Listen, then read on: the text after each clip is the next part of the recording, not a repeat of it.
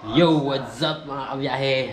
Day 2 na ng aking Philippine Loop, pero bago ang lahat, maraming salamat po kay biyahe ni Kuya Jerry.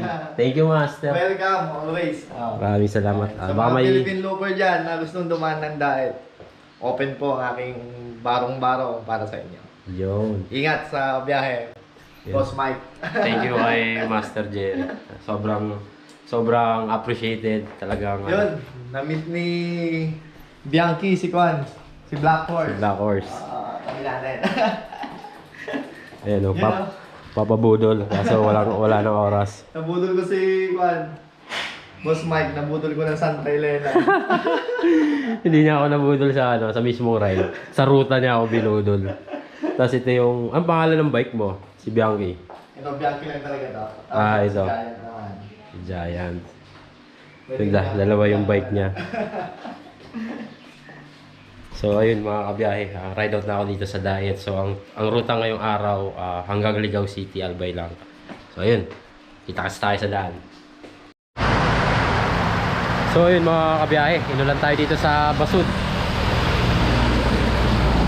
Camarines Norte. Ayun, napakalas na ulan mga kabiyahe. Kaya sumilong muna ako dito. I've seen a lot of change, been through a lot of pain. Some things are not the same as they were a year ago, but all will be okay. I move on each and every day. The past is where it stays, way back a year ago. I've changed for the better this time. I thought I would never be fine. I strive just to say I'm alright, and for the first time in a long time I'm alright. I've seen a lot of change, been through a lot of pain. Some things are not the same as they were a year ago, but all will be okay. I move on each and every day. The past is where it stays, way back a year ago.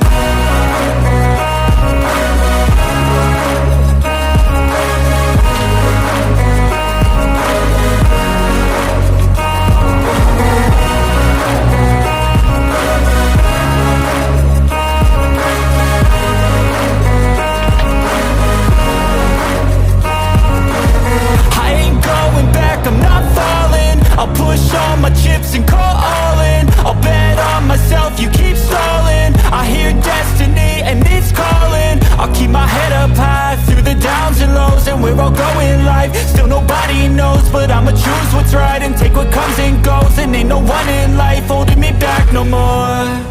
I've seen a lot of change, been through a lot of pain. Some things are not the same as they were a year ago, but all will be okay. I move on each and every day. The past is where it stays, way back a year ago.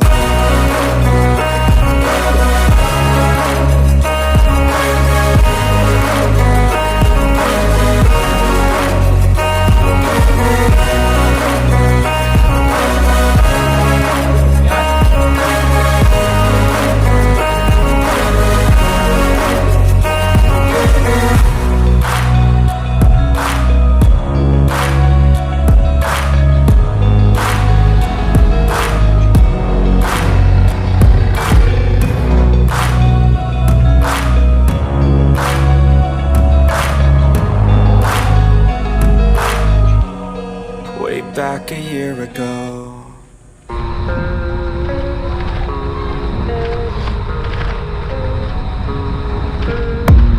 I don't really know what comes next. I'm just doing my best, even though I'm so stressed out. Everything just feels like a test that I feel so depressed when I can't seem to get out. But something deep inside won't let me quit. I swear that I'm inspired by all this shit. Tell me that I can and I won't. That's what guides me the most. Fuck your lies, I'll do what I want.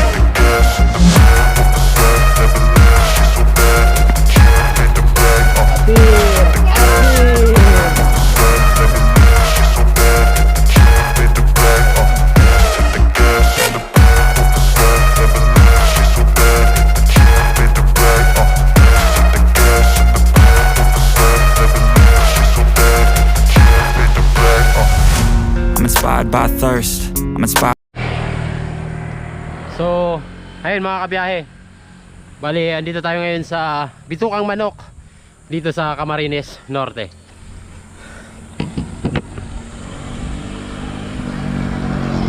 So, ito daw yung legit na Bitukang Manok, mga kabiyahe.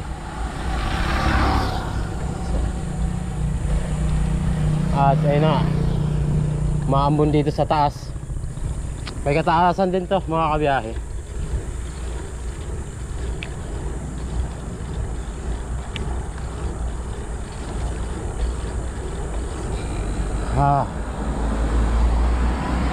Ay, buti may klila yung ahon mga kabiyahe. Ang ganda oh. Sobrang ganda. Very majestic yung lugar.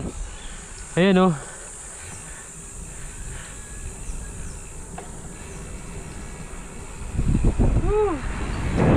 Grabe. Sobrang solid. Syempre lusong eh.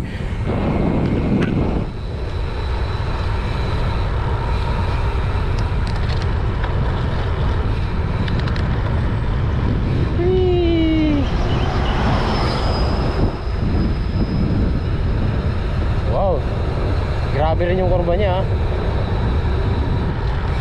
So mas maahon itong part na to pag galing kayo si Pokot going to Basud. Oh my God! Ang ganda!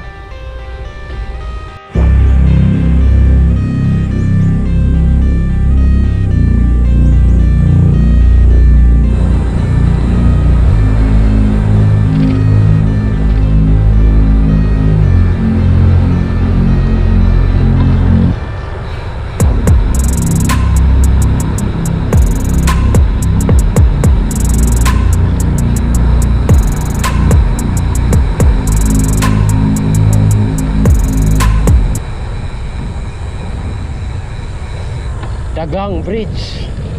Dagang Bridge.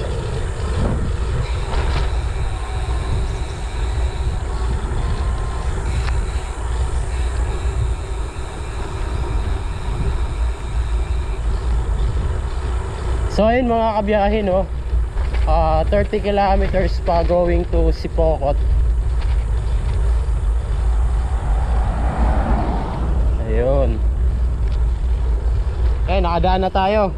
Nakalagpas na tayo sa Bitukang Manok, Camarines Norte. Time check 9:29 in the morning. So very chill ride lang ang ginagawa ko ngayon. Parang recovery rides na rin ito para sa day 1 natin na ride. Grabe. Kaya pa dito mga kabiyahe. Ay, ito lusong pa pala.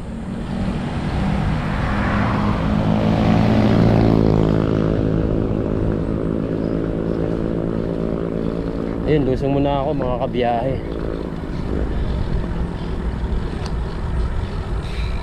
Wow. Matarik-tarik tong lusong na to ah. Oh.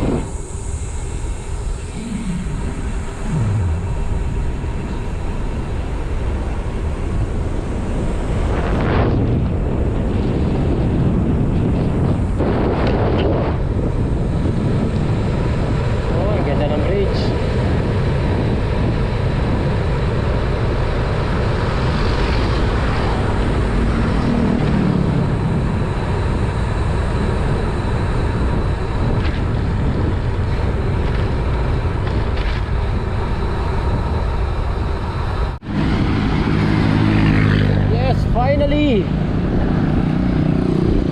nandito na tayo sa Sipokot intersection. Time check 11:38 in the morning. Yan, yung dalawang punta ko sa Bicol, diyan ako dumaan. So for this time, di naman. Dito tayo sa kabila. Yun lang, sarado ang karinderya. Kaya doon tayo sa kabila. Nakain lang ako mga kabiyahe. 11:38 na eh. So yun, kain tayo mga kabiyahe. Dalawang kanin tsaka adobo, gosure, syempre sabaw. Ayan. So ayun mga kabiyahe, hindi na tayo magnanaga. Mag-ano tayo shortcut dito sa Minalabak. So yan, pag diniretso yan papunta yung Naga, dito tayo mga kabiyahe. So shortcut tayo papuntang Ligao, Albay.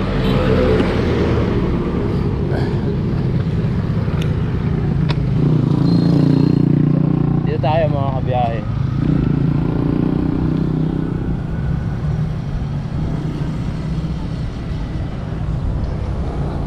So hindi ko pa nadaanan to eh. Magandang ano na rin to. Magandang experience. Kung makikita niyo mga kabiyahe, medyo masama ang panahon dito sa Bicol region. Kanina inulan tayo, 'di ba? Ulan, init ang klima habang papunta ako dito. So eto, baka maya-maya bumuhos na to. Ay, sobrang dilim mga kabiyahe. Wag naman sana tayong abutan. Sana sa Ligao makaano na tayo, makahanap na tayo ng matutulugan. Time check 2:12. More or less 60 kilometers na lang papuntang Ligao, Albay mga kabiyahe. So mamaya ulit mga kabiyahe. Makapalubat na rin kasi yung camera, kaya tinitipid ko yung battery.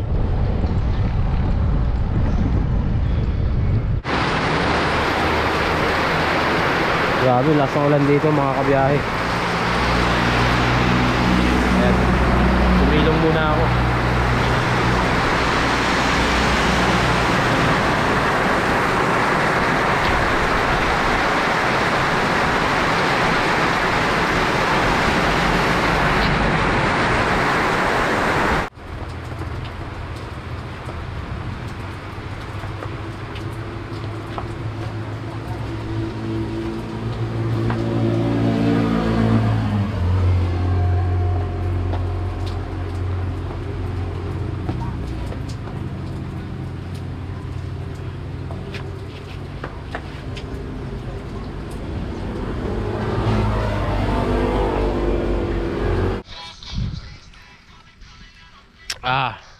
Kita nyo yan mga kabiyahe.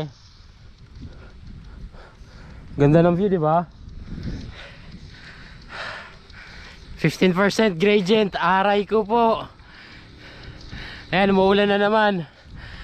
Ayan, nakatsinelas na ako. Nagpalit ako kanina, di ba?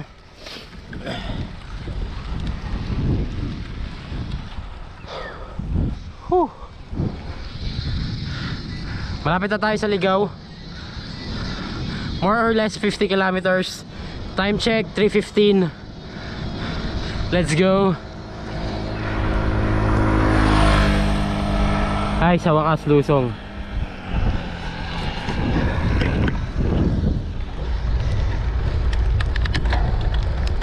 Ganda ng view.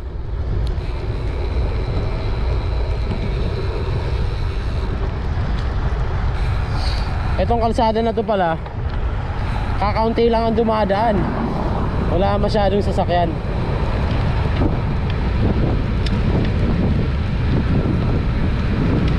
Yun lang. Yung tilagsik ng ulan pumupunta sa mata ko.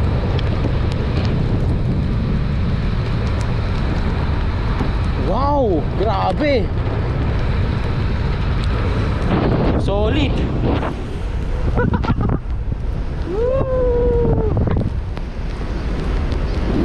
Kita nyo naman yan, oh.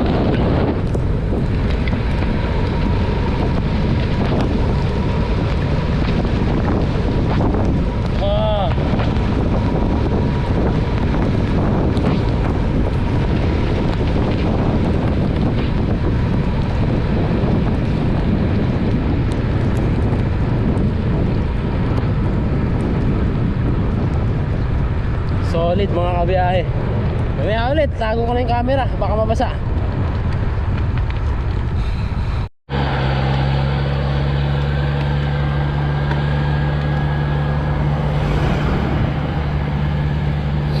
%, 18%.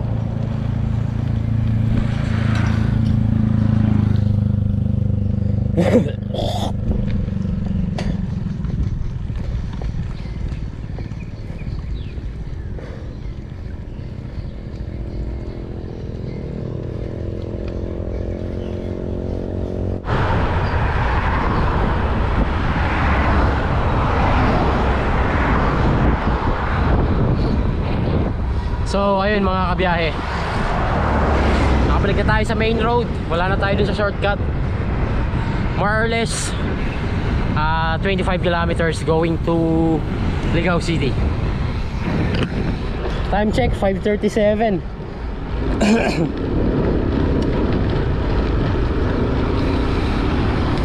Medyo hindi tayo nakapag-video, lakas na ulan dun.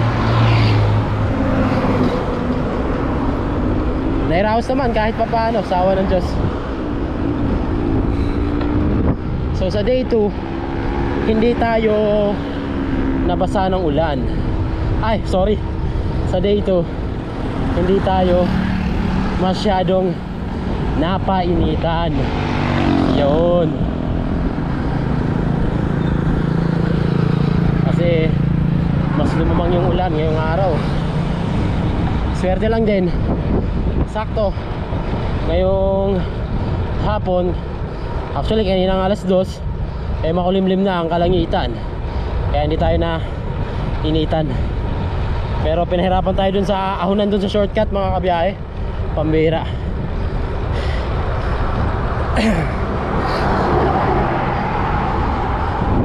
Solid. Pero masaya ako dahil nadaanan ko yung daanan na yun, kasi hindi ko pa nadadaanan yun eh. Itong main road, itong binabaybay natin ngayon, bali nakakadalawa na ako, so pangatlo ito. So hindi na tayo dumaan ng Naga, no? At ano pa bang mga bayan. So sa Nabuha tayo lumabas. Try natin habulin ng ano, bago magdilim, na nasa Ligao City na tayo mga kabiyahe. Kahit na lalaspag ako ng ahunan, kakargahan natin yung takbuhan at least 25 to 30 para 6:30 hopefully, no? Nandun na tayo.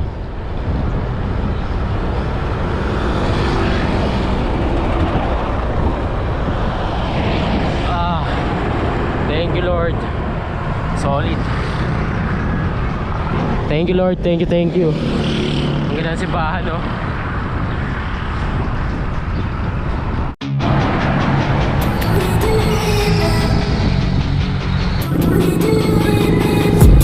I've been dreaming on in my head like I've seen it. A life worth living is a life with meaning. I'll do what I love till my heart stops beating. I'm feeding this demon.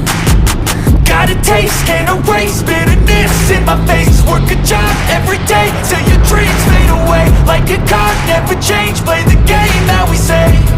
I need a break. I'm staying strong, need to move on to be what I want. I'll keep dreaming on. I'm staying strong, need to move on to be what I want. I'll keep dreaming on.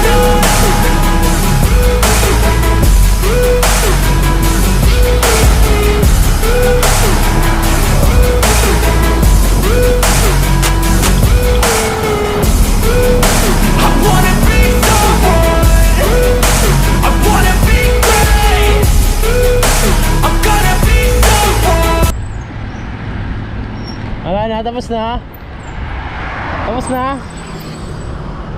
Yun na yun, wala man lang 1 kilometro, pambihira. Solo effort na naman. Mga kabiyahe, oh. Akala ko si Mayon na. Hindi pa pala. Si Mayon na ba yan? Hindi pa, no? Oh, hindi pa, may kapitbahay eh. So bale, dito na nga pala tayo sa Pulangi Albay mga kabiyahe. Time check 6:09.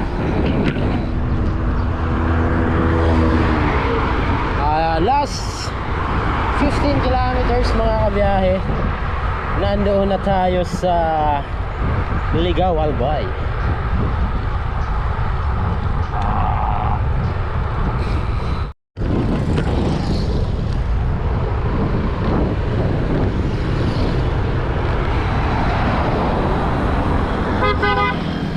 Ayan na mga kabiyahe, kitang kita na si Mayon dito.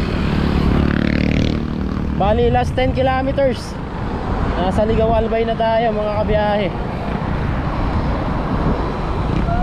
Ay, tinakpan. Ayun. Yan, inspirasyon natin yan si Mayon para matapos tong 10 kilometro hanggang Ligaw Albay.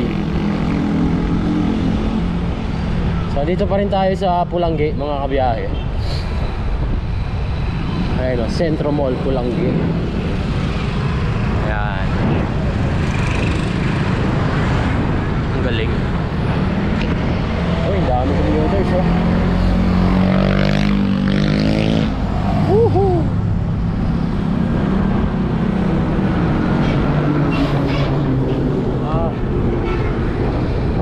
Alam ko dito banda yung marker ng Pulanggi. Ito nga, naalala ko mga kabiyahe. So, picture pa ba tayo? Ayun oh. Sige, picture tayo. U-turn lang ako, sayang. So yun mga kabiyahe, dito tayo sa Ligaw City. Kain muna ako ng hapunan. Magkano sa isda? 50. 50? Kanin? 15.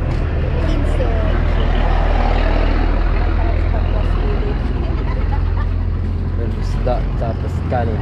Let's go.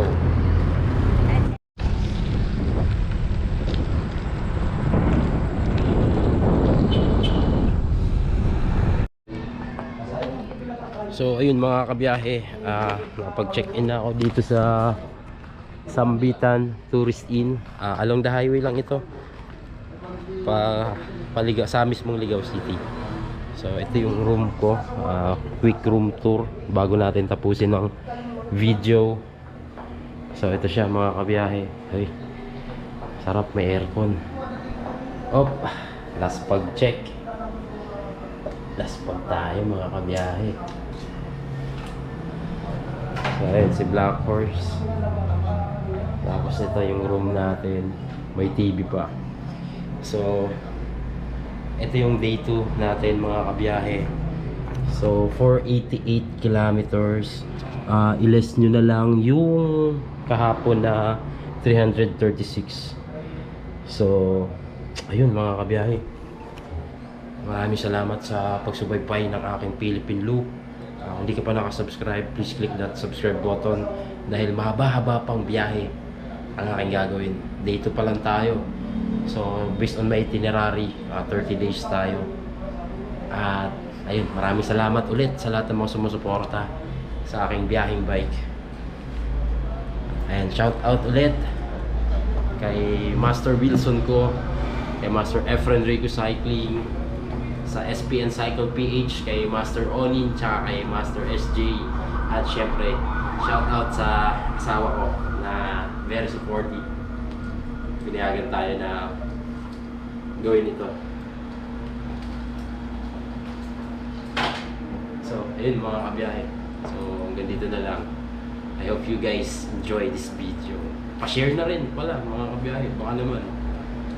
So, kita kasi tayo bukas para sa ating day 3. Tatawid na tayo ng Bacnog to Allen. Let's go.